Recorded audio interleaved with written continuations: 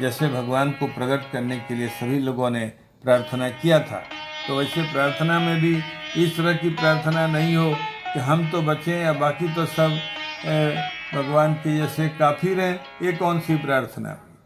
हम तो संपन्न हो जाएं, बाकी सब दरिद्र हो जाएं।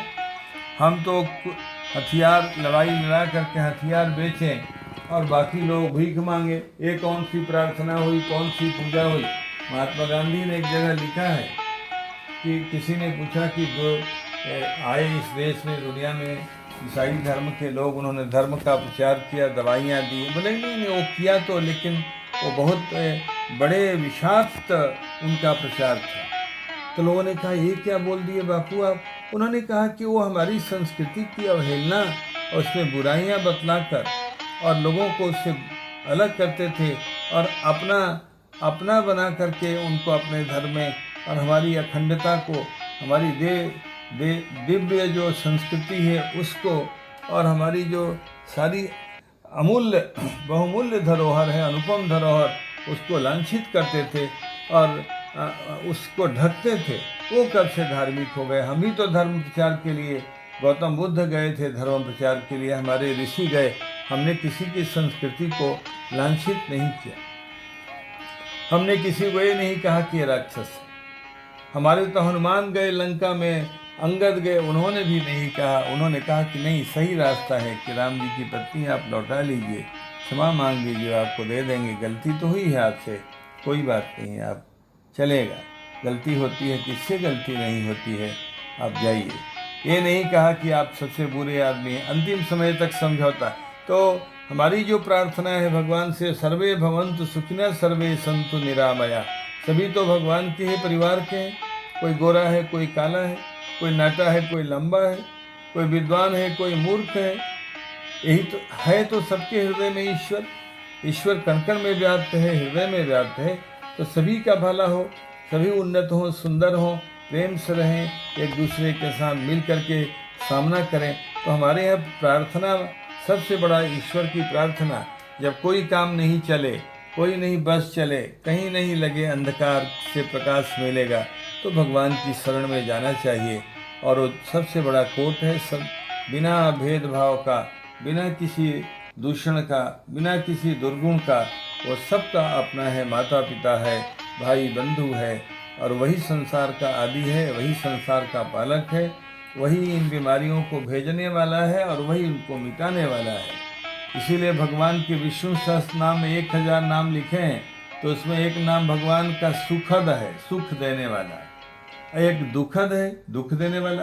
पापों के कारण दुख दे देता है और पुण्य के कारण सुख देता है। देखिए ना, अपनी पत्नी भी हमेशा सुख नहीं देती है। जब बीमार हो जाती है तो दुख होता है। मर गई तो भगवान ही मालिक। कभी मान लीजिए कि लड़ाई कर लिया, कहीं चली गई तो परिवार संतप्त होता है, लेकिन जब घर संभालती है, बच्चों का पालन करती है, अतिथि सत्कार, तो लगता है घर को इसी ने स्वर्ग बना दिया है। तो एक ही पदार्थ, गाड़ी चले तो सुख दिया, खड़ी हो गई, पंचर हो गई, टकरा गई तो दुख। तो भगवान की दया से इस संसार को, भगवान की शरण में जाकर हम लोगों को प्रार्थना करनी चाहिए कि भगवान, जो आपकी आज्ञा का हमने पालन नहीं किया, उसके कारण ही ये हो रहा है। जब नेता नहीं मानेंगे, जनता का विकास नहीं करेंगे, तो हरा ही देंगे, वो तो आपसे गद्दी ले लेंगे। जब नहीं मानेंगे डॉक्टर की सलाह, डॉक्टर बोल रहा है ये पथ्य करो, ऐसा खाओ, ये दवाई खाओ, टहलो, संयम करो, नियम करो, तब तो रोग होगा, मार देगा आपको। डॉक्टर की सलाह तो माननी चाहिए। वैसे ही सभी क्षेत्रों में जो नियम कायदे हैं विकास के और सुस्थिरता के और सुंदरता के और उसे सुख की प्राप्ति के, जीवन की सफलता, उसका पालन करे, तो संसार ईश्वर का है और उसी का एक कोरोना, उसकी शरण में सब लोग जाएं। मेरा ये कहना है कि सनातन धर्म जिस तरह से सभी संकीर्णताओं को, बैर भाव को, सब में भेद विभेद को बिना समझे जो प्रार्थना करता है, उस प्रार्थना में कहीं संकुचित भाव नहीं है। कभी सनातन चीन में भी जाकर प्रचार किया गौतम बुद्ध के लोगों ने। आज उस चीन की क्या दशा है, वो पूरी दुनिया में किस तरह से सोचते हैं, देखते हैं, केवल उनको अपना ही विकास, अपना ही आनंद, वहाँ के लोगों को कैसे वो रखते हैं, क्या उनके साथ बर्ताव होता है, क्या उनका शासन है, वो पूरी दुनिया को पता है। 10,000 लोगों को थेनमान चौक पर गोलियों से भुजवा कर राख बना दिया। पूरी दुनिया की ये पहली और लगता है अंतिम घटना थी।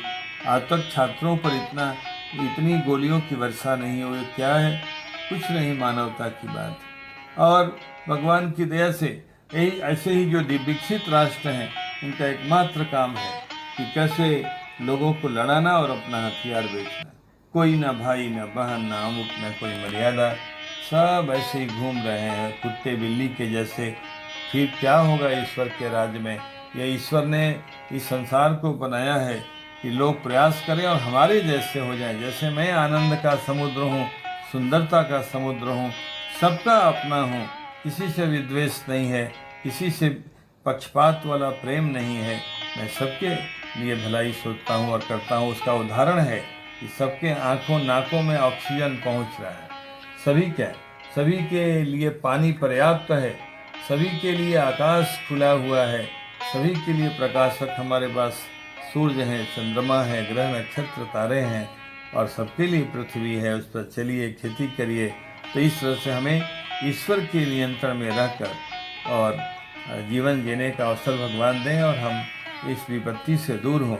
इस तरह की प्रार्थना सनातन धर्म में बार बार की जाती है, जिसमें कहीं कोई संकीर्णता नहीं होती। कहीं संसार भक्ति मार्ग में तो हमारे यहाँ भगवान से कोई वस्तु मांगता ही नहीं है। केवल यही मांगता है आदमी कि भगवान आप हमारे कर्मों के अनुसार जो योनि देंगे, जो जन्म देंगे, जीवन, हम आपको नहीं भूलें। हमें आपसे प्रेम करना है, आपके चरणों में ही लिपट के रहना है और आपकी आज्ञा का पालन करना है। सबसे बड़ी ईश्वर की सेवा आज्ञा का पालन है। अभी यदि जितने लोग अभी देश में प्रशासन में हैं, चाहे वो नेता के रूप में, अधिकारी, पुलिस, मिलिट्री, जो जहाँ पर है, यदि वो भारतीय संविधान के अनुसार संप्राप्त आज्ञा का पालन करें तो एक कोरोना मोरोना से और भी बड़ी कोई विपत्ति आ जाए तो छू मंत्र जैसी चली जाएगी। लेकिन ये बहुत दुखद है कि हर आदमी बहुत संकीर्ण भावना का होकर और अपने स्वरूप का, अपने अधिकार का, अपनी शक्ति का, ज्ञान विज्ञान बल का उपयोग कर रहा है, लेकिन यह देश उससे बहुत ही दूर रहा है। गौतम बुद्ध ने जो प्रचार किया था वो न चीन, न जापान, न कहीं, न लंका। सारे आपको जान करके आश्चर्य होगा आप सभी लोगों को कि अभी 90% से ज़्यादा बौद्ध जो अहिंसा के प्रचारक थे गौतम बुद्ध, उनके 90% से ज़्यादा लोग मांसाहारी, अभक्ष्य भक्षी हैं। चीन की वही, अमेरिका वगैरह की तो क्या बात है। वहाँ जो यूरोप के राष्ट्रों में तो 2% लोग भी नहीं मिलेंगे जो शुद्ध आहार करते हैं। उनकी क्या बुद्धि होगी? वो तो उनका मन कब कोरोना से बचेगा? वो तो कभी नहीं बचेगा और आदमी को खा जाएगा। तो ये भगवान की दया से ये सभी लोगों को ये प्रार्थना करने की ज़रूरत है, जैसे सनातन धर्म के लोग करते हैं। भगवान से और कोई मांग नहीं करना।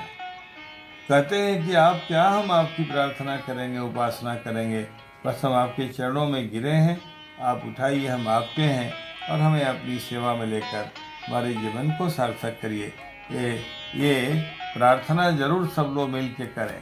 केवल टैबलेट खिला करके लोगों को नहीं बचाया जा सकता। प्रार्थना में इतनी शक्ति है कि प्रार्थना करके भगवान को बस में किया जा सकता है, जैसे ऋषि लोग करते थे। यहाँ तो जूता सीने वाला रविदास भी दुनिया का पूज्य हो गया। अभी कोई इस कोरोना वाले मामले में कोई नाम ले रहा है किसी संत का, किसी ऋषि का, किसी विद्वान का, शास्त्र का, हर आदमी टेबलेट की चर्चा हो रही है। अरे लोगों को बंद कर दिया घर में, इससे कौन सी दवा होगी भले आदमी? आज जो वहीं पर रोग पनपेगा जो है और आदमी मर जाएगा। बंद करने से नहीं, आदमी दिमाग जो बंद है, चिंतन जो बंद है और उदारता जो बंद है, विश्वास जो बंद है, श्रद्धा जो बंद है, श्रेष्ठ मूल्य जो जीवन के कल्याणकारक, सुखदायक और सब कुछ देने वाले वो जो बंद है, वो होना चाहिए। कि लौक बंद करके किसको क्या दे सकते हैं? तो ये तरीका नहीं। सभी लोग भगवान की शरण में जाएं। जैसे सूर्य को जानते सभी लोग हैं लेकिन उसकी शरण में नहीं जाते। मैं बार बार दोहराता रहता हूँ कि कृतज्ञता का ज्ञापन ही सनातन धर्म है। ऐसा जिसने हमारे लिए किया है, तो ईश्वर से अधिक कौन किया है और कौन कर रहा है और कौन करेगा? जो आज उसको हम भूल गए हैं, तो हमें नहीं दुख होगा, फिर हमें तो वो दुख मिलेगा जो ये दुख कम हो है और मिलेगा। जब आदमी गलत रास्ते पर जाता है तो उसकी तो सारी दुर्गतियाँ होती हैं। इसीलिए सभी लोग भगवान से सनातन धर्म की रीति से प्रार्थना करें। लोगों को काफिर बनाने के लिए जो ये भेदभाव की बातें हैं और दूसरे लोगों को बेवकूफ़ बनाने की जो ईसाइयों के लिए कहा था महात्मा गांधी जी ने, ये हमारे देश में डिवाइड एंड रूल की बात करते हैं, हमारे धर्म को लांछित करने की बात करते हैं। हमारी राष्ट्रीयता से, हमारी जो दिव्य अस्मिता है, हमारी जो दिव्य छवि है हिंदुत्व की, जो विश्व गुरुत्व की छवि, उसको सबको धूमिल करना, उसको ढकना, उसको लांछित करने का संस्कार देना, ये कौन सा धर्म का प्रचार है? धर्म का प्रचार तो यह है कि सभी सिया राम में सब जग जानी, करो प्रणाम जोर युग पाणी। ये धर्म का अंतिम स्वरूप है। पूरे संसार को भगवान के स्वरूप में मानकर और हम प्रार्थना करें कि हमारा भी भला और दूसरों के भी भला। भला का अर्थ के रोटी कपड़ा मकान नहीं, भला का अर्थ है कि हम भगवान के दिव्य धाम में पहुँचे, हमारा सब कुछ भगवान जैसा हो जाए जैसे राम राज्य में था। इसी मंगल कामना के साथ कि जल्दी ही इस विपत्ति से सही प्रेरणा और शक्ति और प्रयोग का संकल्प लेकर हम लोग दूर हो जाएं और पुनः संसार अपने सही कामों में लगे, जो भटक गया है उससे हट करके लगे। जय सिया राम।